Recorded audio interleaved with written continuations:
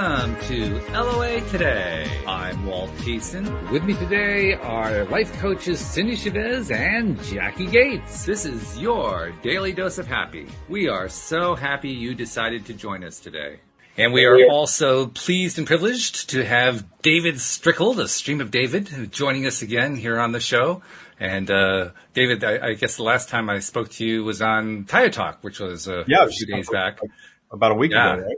About a week ago, right. Yeah. That was great. We dove into politics. Yeah, that was kind of unusual. Yeah, I was kind of surprised we did that. I liked it. It was fun, but it was a little bit of a challenge. You were the perfect guest for that. Well, thank you. I appreciate that. Yeah. And it was a good way of testing for me because I don't know how much you knew about my background, but I was addicted to politics for years. I didn't know that. I just kind of guided to talk about politics that day and you to be the guest, and there we go. Yeah, but I wasn't. And so this was kind of a test to see, could I do the whole show and not get attached to it? And I'm pleased to report that I did. So thank you for helping me pass the test. I appreciate that's kind of what the whole show was about, right? How to pay attention without getting drawn into the matrix of it. Yeah. And there certainly is a matrix there. So I know you've met Cindy. You were on the show with Cindy and me last time. I don't think you met Jackie because she wasn't here. So Jackie, meet David. David, meet Jackie. Hello. Nice to meet you. And Jackie, I don't know how much you know about David. David is kind of like the male version of Esther Hicks. He receives the stream the way that she receives Abraham. And the way he has described in the past. From your experiences. Yes, absolutely. Okay. And I love the way David has previously explained it to me. He says, instead of having an Esther flavor, his version of the source has a David flavor. I thought that was a good way of describing it. Yeah, well, it's all channeled, so it's filtered, right? Yeah. Mm-hmm. Yeah. Universal law is universal law, just different filter that it's going through each time. And anybody who's in the live stream, hello, Luke. Hello, Sam. Hello, Anne-Marie. Everybody who's checking in, if you have questions, we are going to do a stream session, so save up your questions or don't save them. Actually, start putting them into the chat. That way we could actually include them. It works better that way. But yeah, we are going to do a stream session. And David, I think you'll be relieved to know we're not going to cut you down to 15 minutes so that you're feeling like you're being, jolted all over the place like on a roller coaster. You'll actually get to do a full stream session today. Cool. Unless you have something specific you need to do. Is there something you wanted to bring up today? No, not at all. I just kind of showed up with no agenda as I usually do and let you take it from there. Okay. Yeah. So I figured, let's have a good stream conversation because we haven't really had a full one here on the show for quite some time and it's lots of fun. And, I know you get a buzz out of it too. So. Yeah. I'm excited. I've never experienced one or seen one in action or anything like. I mean, I've read bits, but not anything. So I am ecstatic to watch. Good. Well, save up your questions too. You'll be getting the chance as well to ask the questions. The thing that I love, I'll tell you in advance. The thing I love the most about hearing the stream, it's kind of like hearing Abraham, is you ask a question and you get back so much more information than you expected from your question. It's so expansive. It covers the question from like every possible angle, but does it very, very efficiently. I think is the best way to say to describe it. So it's a lot of fun. I got to ask you this question, David. I don't think I've ever asked you from your perspective. I mean, because you don't really have a full, clear understanding of what's going on when you're in the midst of it. So you have to play it back later. But when you play it back later, do you still get that sensation of, wow, that came out of my mouth? What was it?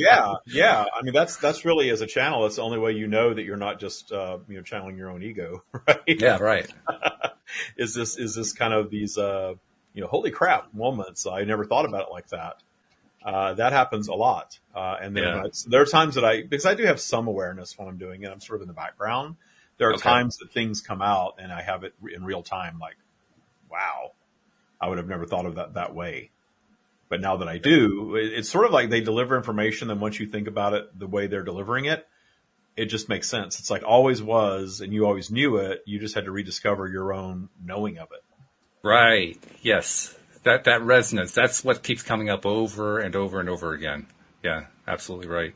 So, all right. Well, why don't we do a stream session? Why don't you do your little connection routine there and my little song and dance. I don't know what you call that. I've always stumbled over like, what do I describe it?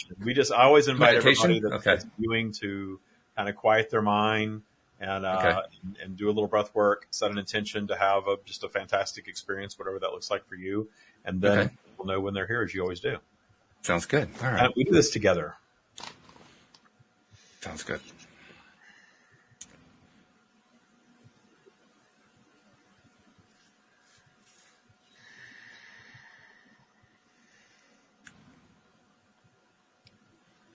We are here.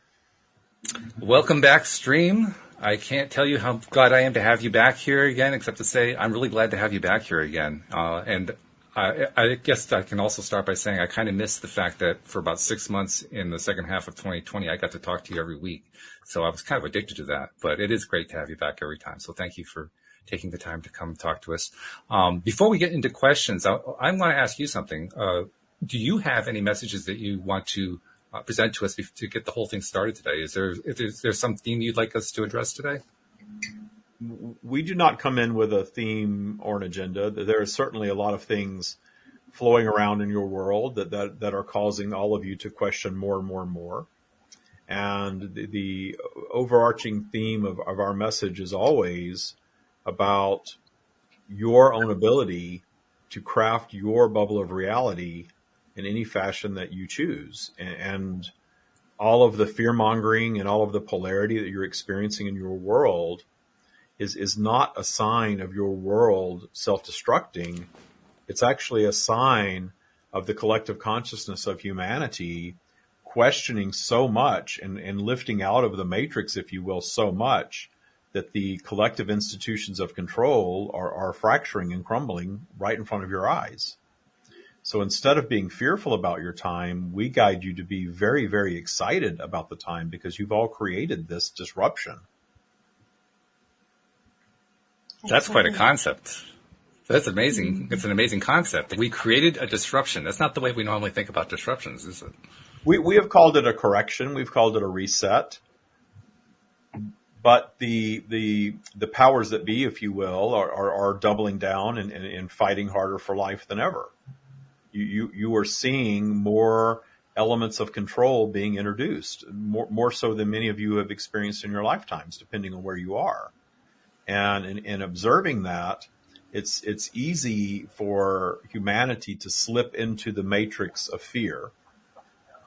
And when you do that, you are giving your power away. When you see it for what it is, but when those institutions are on life support, if you will, and trying to assert themselves in an attempt for revival, where humanity has already moved on from them. And what you see is more and more human beings waking up to that. And as more and more beings wake up to that, a few more will sort of get trapped in the matrix, but they're not really going down in vibration. They are simply becoming more apparent to you as you wake up. You are seeing polarity and you're seeing the matrix for what it is. And those that are battling, those that are needing to be right, those that are needing to demonize and be on one side or another, that is all a reflection of the polarity of your environment. And polarity serves a purpose, as you well know. Polarity serves that purpose to deliver this imperfect human experience from which you all grow, become more sophisticated versions of you. But when you are mired in the polarity, when you are needing to argue and needing to be right and needing to be fearful and needing to judge and all of that confusion that comes along with that, all of that anxiety that comes along with that, the path out of that is to understand that you are all eternal beings. Nothing happening in your environment can possibly end that which you are. This is just a temporary journey for all of you. And when you detune that fear, suddenly that matrix no longer has the hold on you that it once did. Notice how the fear of death is the key point that is made by the matrix.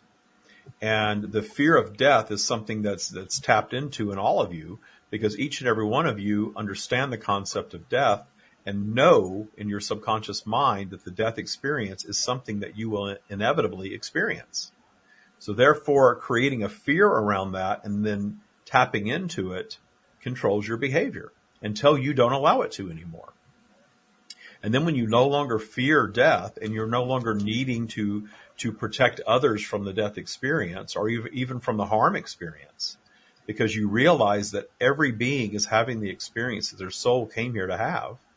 And if you're not judging it the way that we are not judging it, you can be in more of an allowing state of all of humanity to live the journey they came to have. And in that appreciation of your own humanity, your vibration goes up. When your vibration goes up, you see more clearly. When you see more clearly, you experience more joy. You are no longer feeling that angst. You are no longer feeling that anxiety, which is your 3D self sort of battling or in a tug of war with your eternal consciousness. Both are present within you, and they can operate in harmony. But the Matrix teaches you not to listen to the eternal version, to listen to the 3D version, to be in polarity, to take a side. You must take a side. If you do not take a side, you're going to be a victim. And when you're victimized, you're going to end up experiencing the death experience. How often has that been taught to all of you? And how often is it proven not to be true? And then when you realize that, and it's no longer impacting you the way it once did, you are wiggling out of the Matrix. Oh, I love that. That is so good. I want to stop for a moment and remind people, like in the live stream, if you have questions, put your question in the live stream. I'll be glad to read it to the stream. Jackie, Cindy, if you have any questions or anything that you want to bring up, bring it right up. Jackie, you got something? Not yet. I'm just not yet. Okay. Okay. So I'm going to just continue on until I see a question or hear a question from somebody else, because I could do this all day long. I love this. So let's talk a little bit more about what you were just talking about, how we get kind of wrapped up in this matrix, and how when we are slipping away from the matrix, so to speak, that's when really that's when we're living more of the abundant life. I mean, you didn't say it that way, but that's what it aims toward. We end up getting more of what we want in life. We end up enjoying life more, and we end up feeling less trapped by what others are trying to trap us into. Talk a little bit more about what it takes to get out of that trap, and how it is we get into that trap in the first place. Understanding that you all create your own trap, actually, because when you project in as a human being, as a fetus even, you begin experiencing the earth environment from conception, and you begin discerning preferences from conception. And you are moving toward your preferences, and you learn very quickly to move away from the things that are not your preference. And in doing so, you are creating this belief system. And in creating your human belief system, you are actually creating your operating system. So when you start experiencing life, especially post-birth, where there is far more stimuli in the environment, and you are learning from all of the elements that are around you, what you prefer, what you do not, what frightens you, what comforts you, and all these things, you start creating a belief system around all of that. And this is where the vibrations that are present around you may begin to be absorbed by you. And there is nothing wrong with that. That is a natural state of occurrence, because your infant self in this scenario is learning to be a new human being. And in learning to be a new human being, part of that is developing an operating system, which is a belief system, which absolutely begins building your subconscious train of thought. And that subconscious train of thought is your belief system, and it is going to drive you through life, the life experience, the human experience. And the human experience from the energetic realm is never viewed as bad or less than or wrongly done or anything of that nature. From the energetic realm, any experience is an expansive experience. So in the energetic realm, however you choose to manifest your life path, there is no wrong. There's absolutely no wrong way. You can manifest anything and everything, even the things that you all may consider the worst life path possible. But from your eternal perspective, you are not viewing it that way. That judgment of path is always an egocentric judgment. It is part of humanity. And you are discerners of preference, so you're always going to have a level of judgment present.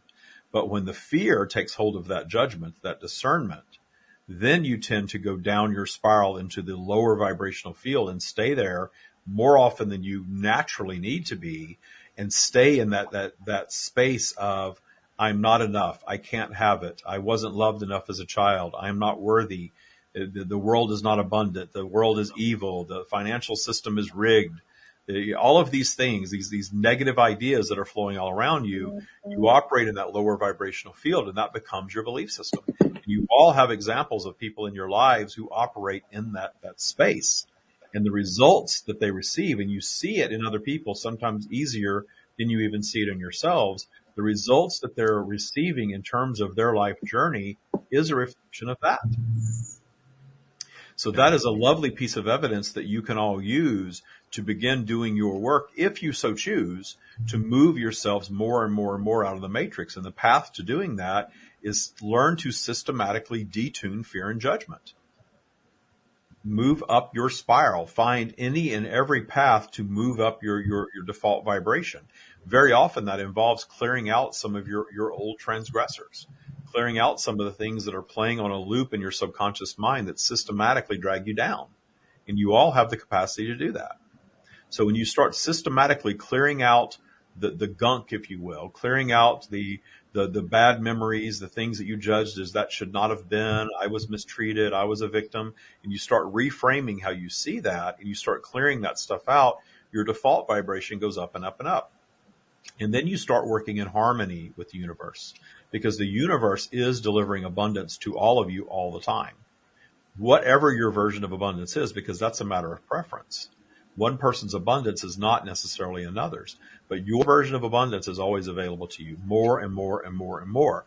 But understand that if you spend a lifetime creating this default vibration, you are not going to read a book or listen to a podcast in most cases and instantaneously change that, because you're operating in vibrational flow, which means your vibration is up and down all the time. And you're all aware of that as well, because your mood is a reflection of that. And your mood is up and down all the time. Some more than others, certainly. But you are in a higher vibrational space just naturally some of the time. And you are less than that all the way down into a lower vibrational space. That movement actually is what creates your reality. Because if you were projected into a static environment where you wanted for nothing, every preference you had just instantaneously manifested, you would grow bored with that so quickly that you would inevitably create a disruption to it. That's why these ideas of the law of attraction, you're just going to sit and manifest every single thing that you want without any effort, without any contrast whatsoever. That's not, you do not see that happening. What you see happening is some of the things that you want, as you believe more and more, begin showing up more. But then you have a few big things that you really want to manifest, and those tend to be more difficult for you. And that's simply because you are thinking about them so much that you're inevitably going to wish for them through different points of vibrational flow. So there's times that you're going to wish these big dreams into being, and you're going to believe them, and you're going to trust them, and you're going to feel the essence of them, and the universe is working in concert to deliver them to you. But then the very next day, you may not be in the same point of vibration, and you think it might be a fun thing to go revisit that thought, and you go pull up that thought, and it doesn't feel as authentic. Suddenly it feels not as possible. Then you go down that path of questioning, how is this going to be? When is it going to be? Why would that work? That hasn't worked for me before. And you are in a totally different vibrational space than you were just the day before. But you are now renegotiating with the universe, essentially. You are telling the universe that I don't believe that as much as I did yesterday. The universe always answers yes. Always. It is not judging your manifestations. That's why the universe is not judging if you want to manifest a drug addiction as opposed to a successful business. Because the universe is not a judgmental entity. It's only delivering on your vibration. So when you're allowing your vibration to go all over the place in this vibrational flow, you're always going to get a mixed bag. What you're leading up to is a really interesting topic for me anyway. It was one of the things that I found to be most powerful about taking the Taya boot camp and learning the way the Taya way works, which you laid out in your lectures that David and his team recorded. The point that I'm aiming at here is the point of particularly appreciating transgressors, appreciating the stuff that we don't like, appreciating things that don't work out the way we want them to work out, appreciating disappointments, the polarity as you were describing it. And that's a tough concept for all of us. I mean, Cindy and Jackie are life coaches. They deal with that a lot, dealing with their clients, trying to help their clients get there. And so they know how difficult that can be.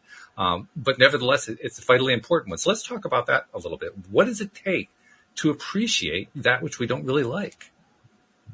The thing that it takes is a journey toward realizing your own natural source presence. We say over and over again, you all have your own version of this. Whether you ever speak it or channel it, so to speak, you are all channeling in your own ways. When you're at your best, when you're up your spiral, you are naturally an expression of source, and you are co-creating with source. That is actually the source of all creation is what's available to you in that higher vibrational state of being. And you all have it in you. All creation does. So the what does it take is to understand that you have all been fed this very steady diet of demonization, of fear, of the victim mindset. And look what it does to your society. Look what it does to you. You were told that it's not your fault. You had nothing to do with it. The other being was a monster. And while there may be a little bit of early stage healing offered in that sentiment to not take blame, because this is not about blame, but ultimately the continued demonization of the transgressor keeps the transgressor forever alive.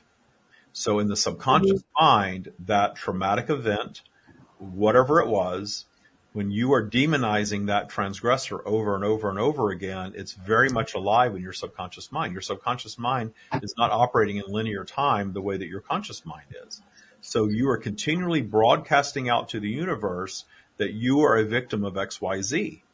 That's why you see people who are a victim of certain things such as abuse or financial indisparity or poor health or something of that nature, continually remanifest different versions of the same vibration over and over and over again. It becomes a cycle of life until that is disrupted by actually trying something that's radically different than 99.9% of your society teaches, which is actually to go in and find appreciation for, authentic appreciation for the transgressor, which is well beyond the concept of forgiveness. Because the concept of forgiveness that is taught is sort of halfway of that. The concept of forgiveness is you did something wrong to me and I'm going to decide to let you off the hook for it. That's not exactly appreciation. When you go into radical appreciation of a transgressor, then you detune its power over you. That's the magic in detuning. And not many teachers go there because immediately everyone's mind races right to the most egregious transgressors in someone's life. We would not necessarily guide you to start there.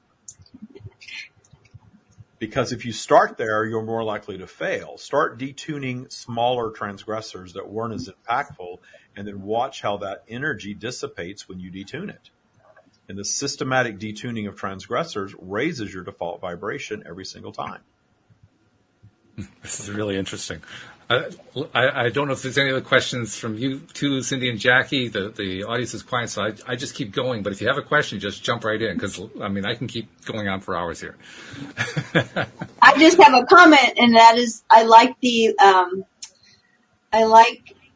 the concept of detuning because we all know that energy entrains to itself like tuning forks. So, right? So it's like if we're in tune with a certain vibration, and I think part of what I'm hearing you say is that so often we get attached to it because of identity, like that victim identity that says like you mentioned bad health. And I know there are some people that have had an experience where they've actually come out of a bad health situation, but they still identify with like, I am a cancer survivor, that this is who I am. And yes, it's wonderful for someone to survive and come through and be able to thrive. But in the language, sometimes I don't think there's enough of that, what you're calling detuning, where we can still recognize that we had that experience and we can even be thankful for it. Like Walt's talking about appreciation,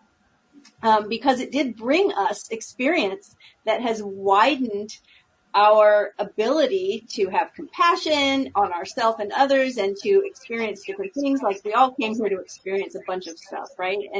But that detuning, I really like that language, because what that says to me is that we're able to unattach ourselves from it in identity and have, yes, I had that experience, but no, it doesn't, it's not still attached to who I am. I don't have to be that. I can just have had that experience and move on. So I like that language a lot. I just wanted to say that. And detuning is far more useful than the concept of eradicating. The idea of eradicating fear and eradicating judgment and eradicating your transgressors so that they just do not exist anymore. The detuning process is more about finding that authentic appreciation, because as soon as you find authentic appreciation for any transgressor, you will begin to see how it has served you. Even if that service, as you have stated, is simply making you a more compassionate being or a more sophisticated being. Notice how people who have gone through a certain type of trauma, when they get together, they understand that they are in a vibratory group that only they understand their experience. And it indeed makes them a more sophisticated group of beings for having had that experience, even if it was labeled traumatic. Your soul chooses to come to the earth environment and manifest in the physical to become a more sophisticated version of itself. That's how the entire universe expands, is this expression of source and physical having the contrasting experience of a polarized physical environment and overcoming. The overcoming drives new creation. In fact, if you look at all of your creation across humanity, just what humanity has created, all of it is a response to some perceived problem or obstacle. Always. Always. All of your technology, there's something that's missing. There's something that could be better. There's something that we can expand. There's something that we can disrupt and change and reinvent and make better. The universe is naturally expansive. So the universe is naturally calling forth expansion. And that creativity comes to you when you appreciate the transgressor enough to reemerge with your own source consciousness, which is a higher vibrational state of being that takes appreciation to reach. And then when you have that clarity of source, the solution or the new creation is just like that. That's why these amazing ideas and solutions, when you're really frustrated about something, you cannot find them. You step away from it for a little bit and you find joy in anything. And then suddenly the solution just drops right in. Very cool stuff. Did you want to follow up, or Jackie, did you want to follow up with something? I have a question about something that it feels tricky with law of attraction, just generally. I'd like to have your take on it. It's this idea that if someone is in pain and in the middle of an experience that is hard, or that they really wish that they weren't going through, right? So you have a chronic illness, you have an abusive experience, whatever that is. If we come straight out and say, you need to find something to appreciate about that, it diminishes, it feels like, to use the term gaslighting, it feels like you aren't fully appreciating for them the depth of the pain that they're in. And I do understand that at some point there will be something that they could get from it, but I also don't like the idea that they choose to have, or not choose, that they have the experience and need to go kind of whitewash it by finding something good in it. It's like there are crappy experiences that happen to very new people on the planet. And it feels incredibly unkind to say, go and find the appreciation in that. We have stated in this interaction earlier that you would not necessarily guide somebody to appreciation of their greatest transgressors instantaneously. It is a process that you guide someone to. The idea of kind and unkind, that is also the matrix. That is also the polarized environment that you exist in. the vibration of source energy, which is that which we are and resides in you, is not judging the experience of that being as bad or wrong or shouldn't be. That is a human created vibration that, in your example, the young one who was born into terminal cancer and lives to be 5 years of age and that's it, that there's cruelty in that. There is not cruelty in that from the eternal perspective. That strand of consciousness understood very well the vibration that it was projecting into.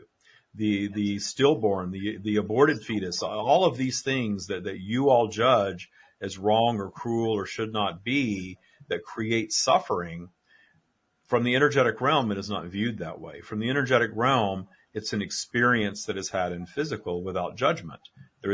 All of it creates expansion. And very often humanity has this idea that a strand of consciousness will project in to a life of comfort and privilege, and they must somehow be blessed. And the ones that project into terminal illness or genocide or any of those things, that strand of consciousness must somehow be cursed. Or why, or it's so unfair. But what you're actually observing is a strand of consciousness projecting into a set of circumstances, a circumstance that is chance, that absolutely is a more sophisticated path for a strand of consciousness seeking out a more sophisticated experience. And all of the other beings that are involved in this scenario were also seeking out that level of sophistication. Because again, the concept of life and death and pain and suffering are not viewed the same at all from the energetic realm. That's why you don't have true equality in your world, because there's no two strands of consciousness seeking out the same path or the same journey. From your human experience, you've all ran in this matrix of the idea of something being someone's own creation means it's their fault, and somehow that is also cruel. We understand the perspective very, very well. We understand it, but again, that is a learned reaction to that type of experience, where you can look upon them in appreciation, but that would not, in your appreciating them, you would not necessarily go to them and guide them to immediately find appreciation for their very painful terminal illness. Your appreciation of them would actually raise your vibration to such a place that you would actually be able to authentically appreciate the experience they are having, even in their suffering, and any thoughts or words or deeds that would flow from you to them would not be contradictory to their experience. It would be exactly what they needed to have in that moment, because they are source aligned and you are source aligned. So you would not go in your authentic appreciation and guide someone that you need to appreciate it.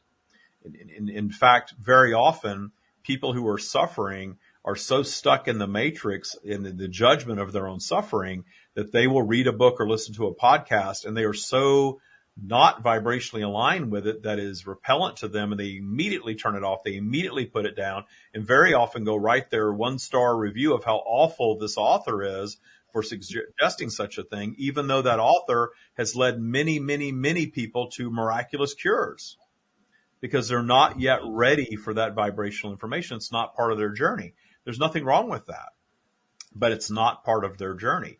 But the idea of judging something as cruel or not right or evil, it's all about appreciating and understanding the energetic realm as it is. The energetic realm is universal law, and it's very simple. It's not judgmental. That's why you're not all having the same experience. And then beginning to understand how to pull that into your human experience and deliver it to other beings in a way with which they can understand it. And we are here flowing through David, sharing the very raw, very real version of it. And some people are going to discover these teachings and be in alignment with it and be completely transformed by it, while others are not ready for it and will completely turn it off. Mm-hmm. So it's all about the vibrational journey. So much information to take in, too. That's the thing about the stream. You ask one question. Whoa, okay, you just got a dissertation on it. Could you've used the term the matrix over and over, and conceptually, I feel like I know what you're saying and don't really have a struggle to understand, but I would like to hear you define it. The matrix is not about the way we use the matrix is not about a movie at all. We understand that many people hear that and think of a movie. The movie was a concept of what we're referring to, and that's the human created vibration that is a set of rules that are heavily laden with fear and judgment. The human operating system, if you will, is the matrix, and it is a vibration. And all of humanity is in some level of the matrix. And in fact, you're all in it to some degree. You're not going to escape it until you have the crossing over or the death experience, however you refer to that. But you can move out of it. You can move out of its grasp. And you move out of its grasp by beginning to reimagine your life and all of humanity through the lens of source, which you all have in you. You can listen to our teachings shared by David and see if they resonate or not, but you only need go inward to really get your version of this. And perhaps we are flowing in such a way that will allow you to spark your thought towards something in a new direction that you've never considered before. But you have this in you. All of humanity does. But your operating system is the sum of all of your experiences and how you've reacted to them. But you all have complete control to shift that operating system. In fact, you can reinvent that operating system and make it be something very different than what it's ever been and completely change your life experience in the process of that. And the path that we guide all of you to, that is not a mandate. It is not something that you must do. There are no rules from us that you must follow. We are not seeking anything such as that. But our guidance is the systematic detuning of fear and judgment. Make that your priority, detuning your own fear and judgment, and then notice your own inner guidance will emerge in that process. Very good. If there's no follow-up at your end, Cindy or Jackie, I'll continue on that same vein because I like where that was going. The idea of, what was the word you used? Oh, don't lose it, Walt. It was right there. We were speaking to the idea of telling someone that their illness is their creation while they're in their suffering state. It would not be well received, would be considered cruel. And we understand that. Mm-hmm. Yes. So in your authentic, and here's the divide. Here's the divide. And you've brought up such an excellent point that the divide is if you as the teacher are seeking to go and deliver that information to them that way, that's coming from your ego space anyway, because you're seeking to be their savior. Where you move into authentic appreciation of their experience for the experience, you are naturally not going to approach someone in that space and say, this is your own creation. There's this thing called the law of attraction, and you are making this happen for yourself. And all you need to do is appreciate it, and it will all go away. You understand that already. We understand that we're telling you something that you know very well, that as a teacher or a coach or just a caring human being, you're not going to go at it that way naturally. You're going to connect with the vibration of the being that you are seeking to comfort, and in your appreciation of them, offer exactly the words that they are seeking. That's key, because there have been people who wield the law of attraction in a let me save you way, and you're right, it is absolutely from I know something you don't know, and this is where you're doing it wrong. Yes. And that is key. So yes, I do appreciate that distinction. It is the divide between seeing if I can be of service and seeing if I can save you. Mm-hmm. Indeed. We are not seeking to save anyone from their human experience, including David. And if one of the unique things that we guided David to do early on in his podcasts and his teachings is to allow us to flow without fear and judgment, and allow us to even be offensive at times, because we are sharing simple universal law, and we are not judging, and we are not needing anyone to subscribe to this or believe in this.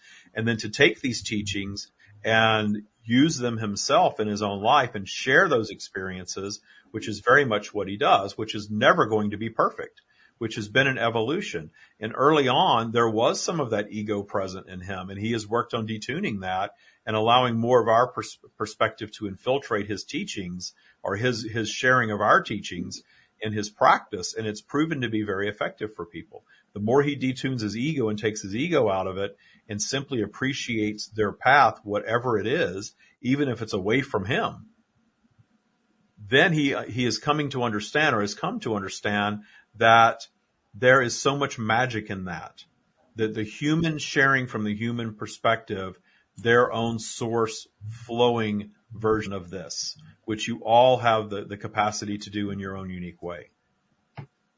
Mm-hmm. I love this whole thing about. I definitely can see that. That's very useful. I love the whole appreciation road, because different people are going to be at different points along that road. I think of it as a road. I think of it as a series of steps we go through as we learn to become more and more appreciative. That's the way I took it when I came through the boot camp. That's where I feel like right now on the other side of boot camp. And every single day I find myself with new opportunities to appreciate stuff that in the past I would not have been interested in appreciating, not even for a second. And then trying to do it anyway. And that can be, it's a challenge. Let's be honest. It is a challenge. There are some things that are very, very difficult to appreciate. I can name something that I can now appreciate that many people are still stuck on. Somebody like an Adolf Hitler. I've actually learned how to appreciate an Adolf Hitler. I certainly don't want him in my life, but I can now appreciate him to a much greater degree than I ever could before. But that would be a big deal for people. There are a lot of people who would say, appreciated Adolf Hitler? No, thank you. Get that out of my life. I don't want to have anything to do with it, which just shows how challenging this whole appreciation concept really is. And the lack of appreciation for that vibration keeps it flowing in different ways to a lesser degree in most circumstances, but it keeps it flowing. And the authentic appreciation of it is the learning experience that was offered in all of that. Still talking about it all these years later, certainly, because it was a great learning experience that humanity manifested for itself. And it was a manifestation, but we do want to point out that manifestation is never about fault. Manifestation is never judged as you shouldn't have manifested that, because anything that you manifest in your human journey cannot possibly scathe nor end that which you are eternally. This human journey is a temporary weekend trip no matter what. One of infinite journeys that you'll all take as a strand of consciousness. So from your eternal perspective, you are not viewing this human life with all of the pressure that most of you tend to place upon it in your human mindset.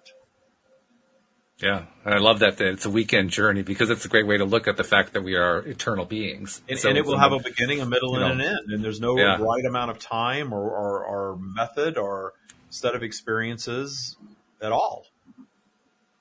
Which is really, really good. That reminds me of one of the things that you do when you're in the Taya boot camp. The stream has laid out these modules, and in each module there are different things to do. One of the things that they have you do early on is a meditation that the stream led, that David channeled from the stream. And in that meditation, they guide you to kind of move away from the earth. And you start in your meditative state on the earth, and then you move away from your town away from your country, away from the planet, out into the solar system, beyond the solar system, further and further out, until you finally can look back, and the earth is this little tiny speck way, way over there. That's how big your problems are. It's a very interesting perspective that they lead us on with that meditation. That's what I think about whenever I think about appreciation. I think about that meditation. So I guess that's my way of saying thank you for the meditation. Any other questions here? No, I usually think of them all after David's gone and I'm gone. Then the questions will... Right? Well, that's what happens, because there's so much information coming out from the stream that it was like, oh, wait a minute, I need 3 hours to process this before I finally get what it was they were talking about 4 hours ago. Like, whew. Yeah, it's a lot, but it's also a lot of fun too. We will depart with just a few words of encouragement, if you will, for all of you to truly celebrate this time that you are all creating in your world. Everything that you have been experiencing in the past couple of years is a clear indication for all of you that your belief in the fact that you create your own reality and your own sovereignty and your own well-being, regardless of what's going on around you, that is what's creating this sort of last grab, if you will, from the powers that be. And we are not trying to guide you to demonize any of that, but simply recognize it for what it is. And instead of demonizing the powers that be that you all do to varying degrees, move toward appreciating the fact that there's an old vibration that is falling away and a new vibration is emerging. Understanding that new vibration is still going to be polarized. It is still going to deliver vibrational flow for all of you. So you still have your obstacles to overcome and your new things to create, but you're all becoming freer.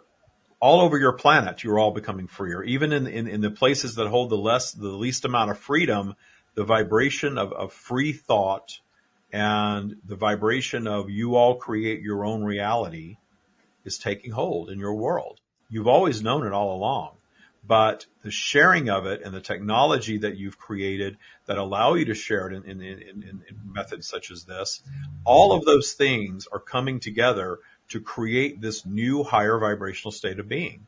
And if you start to really get into watching how the history of humanity has been created and recorded, you will notice that the general vibration goes up and up and up and up and up. Mm-hmm. And that's true for your personal life experience, that you have these ups and downs, you have corrections, you have things that come into your paths that you have to solve that create pain and trauma and things of this nature, but then you can move through them.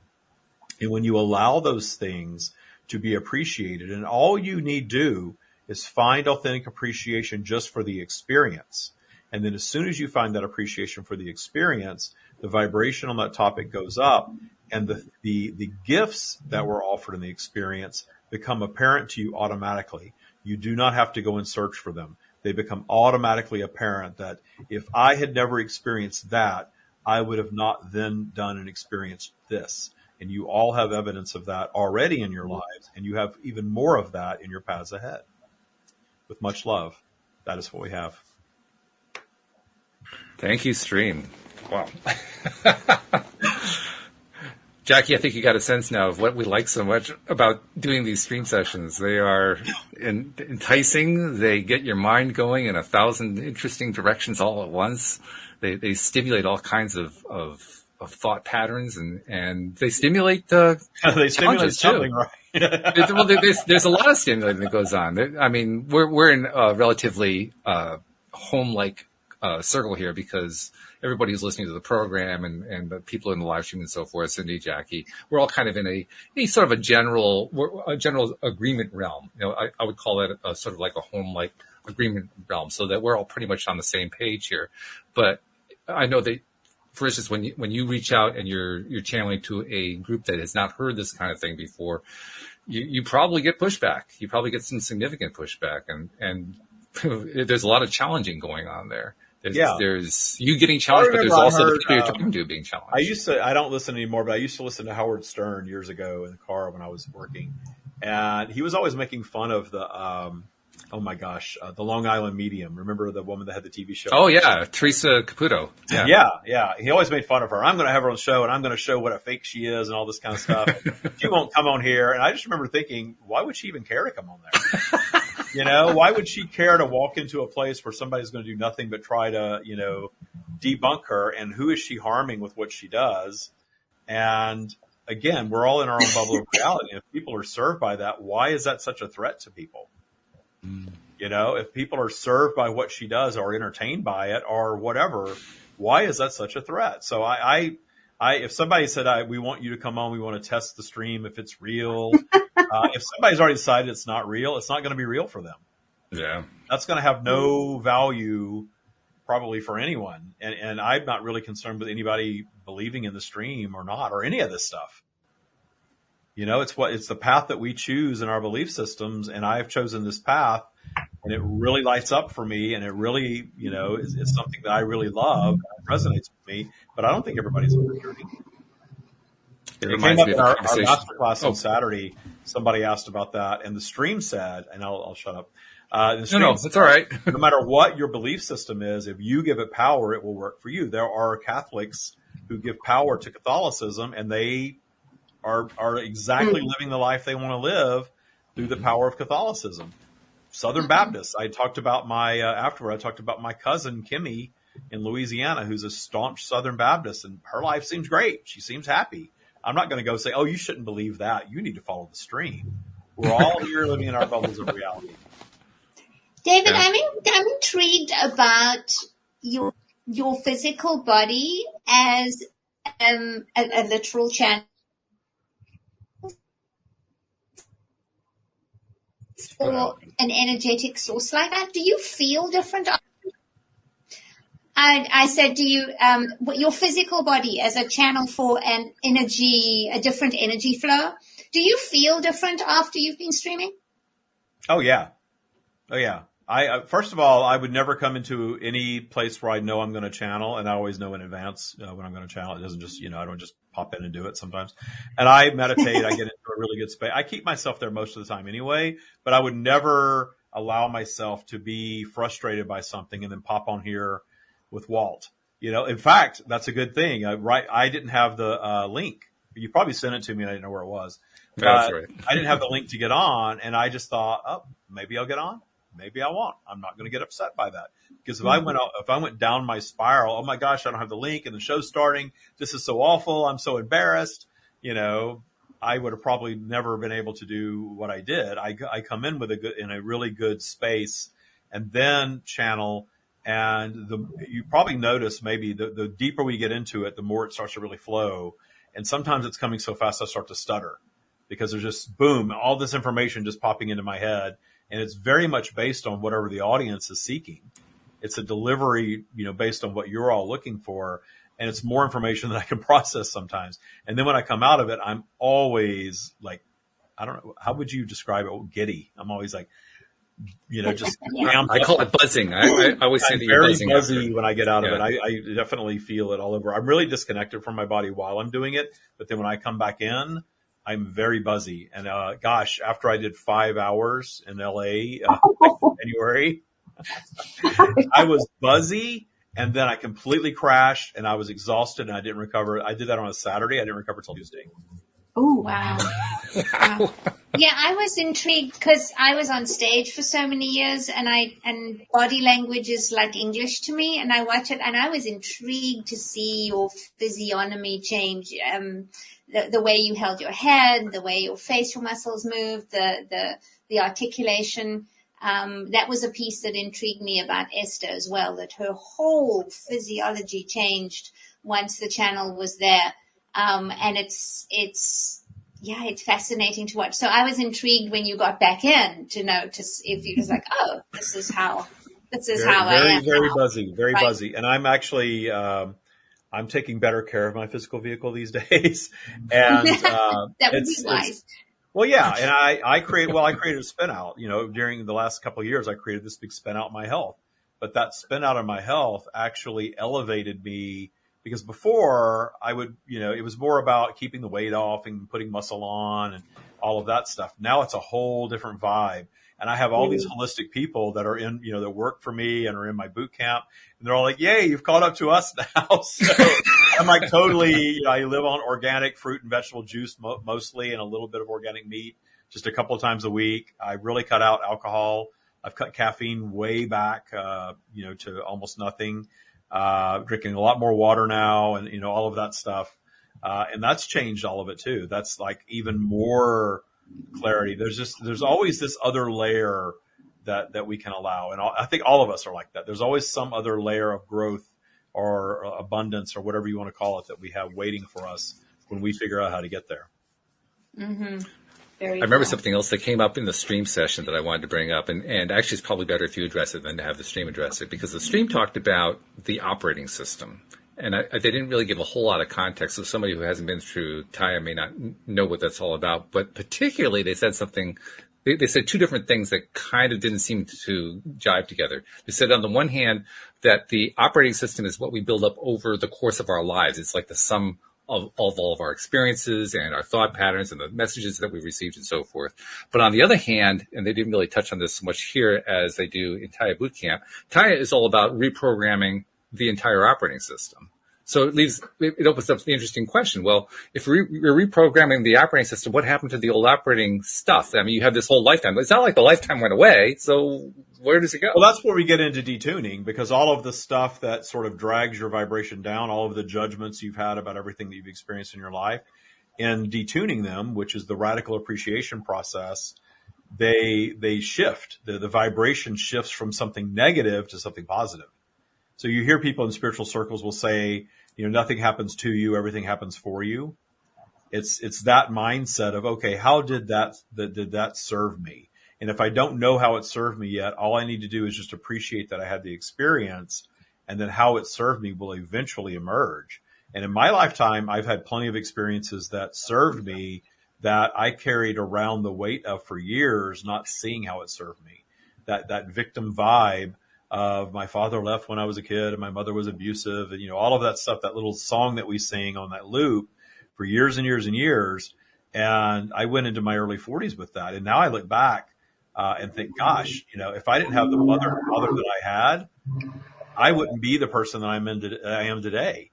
All of the contrasting experiences I've had in my life, and I've had plenty, and every single one of them moved me further up and up and up. As soon as I found appreciation for them, then suddenly the gifts that were offered in that experience just emerged.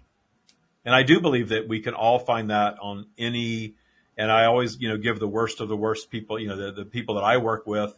I've worked with people whose children were murdered. I've worked with people whose children committed suicide. I've worked with people who have had terminal cancer and come through that. I've worked with people that were severely abused, just systematically throughout their lives. So all of these things that we put out there is sort of that threshold of, well, I could never appreciate that.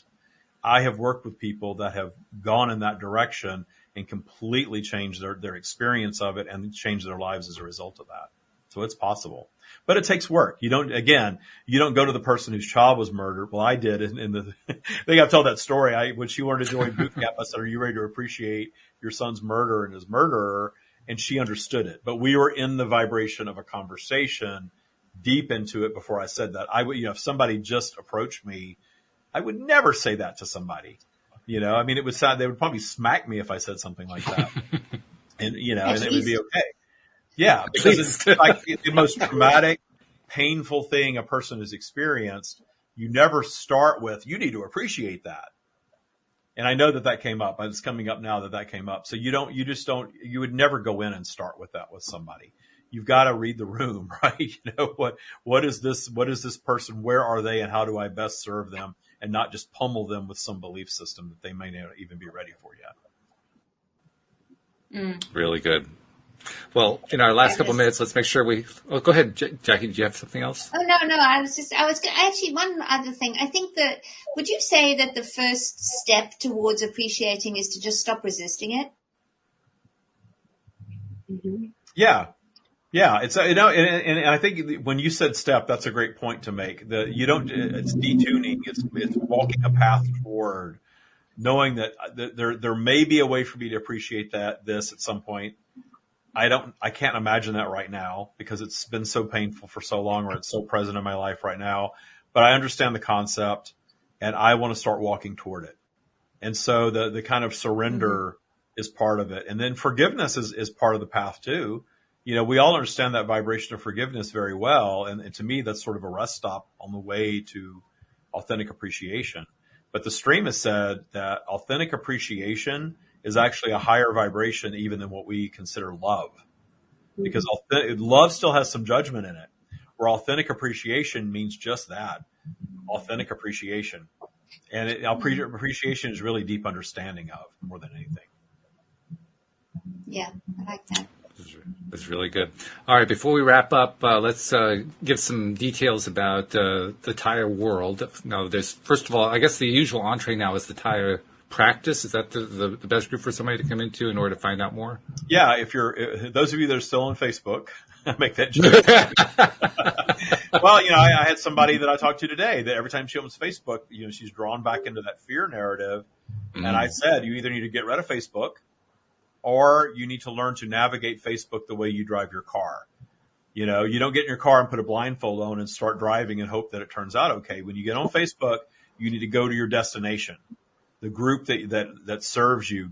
I have a group, so I'm not saying everybody needs to get off Facebook necessarily, but you need to take control of your experience on social media these days, because it's baiting you into a narrative, and it's all fear-based stuff, no matter what side you're on. True. Where did we start with that question? Yes, the Facebook group, the TYA, Trust Your Abundance. You can find us at thestreamofdavid.com, and anybody that's interested in the practical application of the stream's teachings, it's the Taya Practice in the Facebook group, available to everybody. And for people who have and a lot of our listeners already know Taya, either having gone through boot camp or having listened to the podcast and heard all the stuff we've talked about. So if you're beyond what they can learn from just going into the Taya Practice, what are some of the next steps that they can take? Because you have a number of different things that happen along the way. You have, well, a lot of it is do the work in the group. We have all these free teachings. I did a live about this morning. When you give stuff away for free, people don't bother to do it because they don't think it has any value. Right. And not everything that we do is free. Certainly, boot camp is a high ticket item for sure. But get into the group and use the group to see if the Taya Practice is right for you. Get to know everybody, and then manifest your path into something like boot camp when you're really ready to get into transformation. That's 12 weeks of work, right? Or more. Well, in my case, it's 26. Yeah. I was going to say, Walt took a sweet time, but it was okay. I did. Gets in there. As long as you're engaged, we don't spit you out. We want you to get it. So as long as you're engaged, the only thing that, when somebody self-sabotages and just disconnects from it, we try to pull you back into it. But we don't put a time limit on it. It's a 12-week course, but you take it as you take it, for sure. But I also wanted to mention and kind of point at and touch on some of the things that are beyond the practice group, because you have like the master classes. I think there's another one coming up, isn't there? There's another. Yeah, we've committed to doing a master class every single month this year. Oh, is that what it is? Oh, okay. Yeah. So we're doing the master class every single month, and we're doing 4 live events this year. We did LA on January 15th. We have New York coming up. It's supposed to be April 23rd, but we're still figuring out the location for that. It'll be outside the city somewhere. And then we're going to London in July. Nice. And we're intending to go to Sydney in October. Wow. Yeah. And I'm looking forward to the New York visit. I don't know what part outside of the city you're going to, but if you can make it Connecticut, that would be great. We're thinking I have to detune the trigger of Connecticut because, my 20-year career was based in I know. I need to detune that, I think. It's probably going to be New Jersey. We want to be really connected to the New York airports, so we're thinking just over. Yeah, that makes sense. Yeah. I'll just have to detune the fact that I wanted it in Connecticut. You'll have to detune the drive to New Jersey from Connecticut. That's right. In your new car that you manifest. That's right. Exactly. Yes. All right. Well, thank you, David. Thank you once again for visiting. It was nice meeting you, Jacqueline. Good to see you again, Sydney. Good to see you too. Great. Thanks for being here. And you're going to be coming on a couple more times. I know you're scheduled sometime in April. I think there's one in March too. So we'll look forward to those as well. So thank you once again. And thank you for everything you're doing, because, I think many of us here appreciate what you've done. But I think Cindy and I and Jackie, we did a show recently talking about the importance of encouragement. And I think we need to do this more. So I want to encourage you to keep doing what you're doing and just, just know that you're appreciated for what you're doing. Thank you. I always appreciate hearing that. Always. So, thank you. Very good. Thank you, guys. Thank you, Cindy. Thank you, Jackie. Thank you, live streamers. And thank you especially to podcast listeners everywhere. We'll see you all next time here on LOA Today. Goodbye, everybody. Bye, everybody.